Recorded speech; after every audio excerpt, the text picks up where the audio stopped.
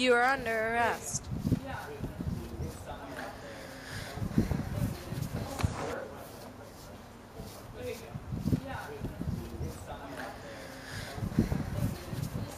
Did you do it?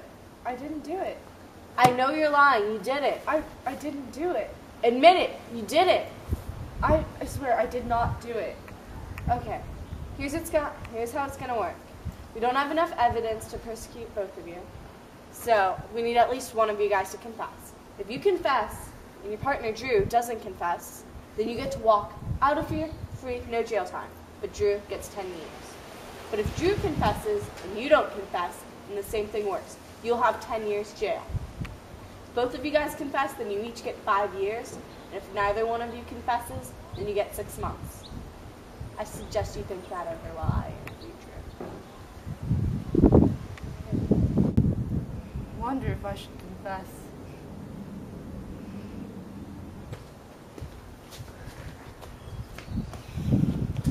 Should Sarah and Drew confess, or should they stay silent? The answer can be found using game theory.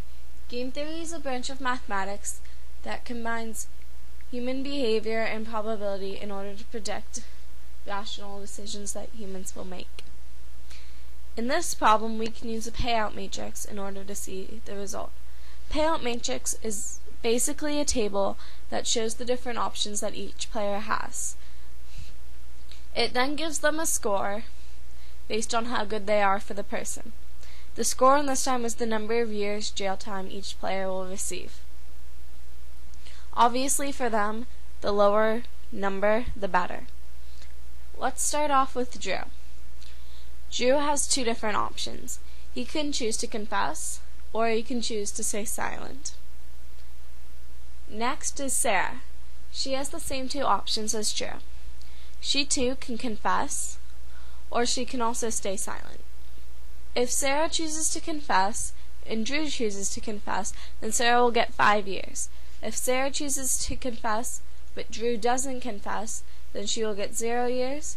And if Sarah chooses not to confess, but Drew chooses to confess, he can get 10 years. And if they both don't choose to confess, then she will get half a year or 6 months.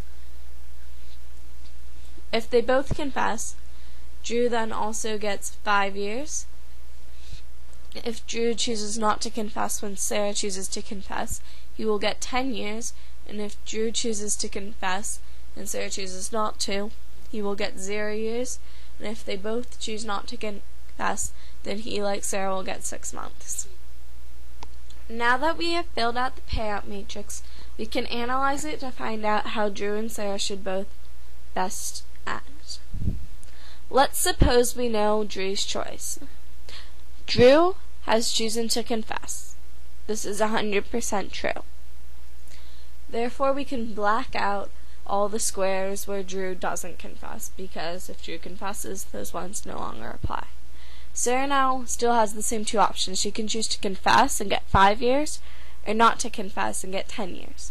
In this situation, it is better for Sarah to confess. Now let's suppose Drew has decided not to confess. He is going to stay silent. If this choice is concrete, like we are assuming it to be, we can cross out the squares where Drew confesses. They no longer apply and shouldn't affect Sarah's decision. Sarah can now confess and get 0 years jail time, or she can choose not to confess and still have 6 months jail time. It is still in Sarah's best option to confess. This is a Nash equilibrium because no matter Drew's choice, it is always in Sarah's best interest to confess. Since Sarah and Drew both have the same options, it is also in Drew's best interest to confess. Therefore, both of them will confess, and in the end, they will each get 5 years jail time. Have you thought it over? I have. And I confess. Have you thought it over? I have.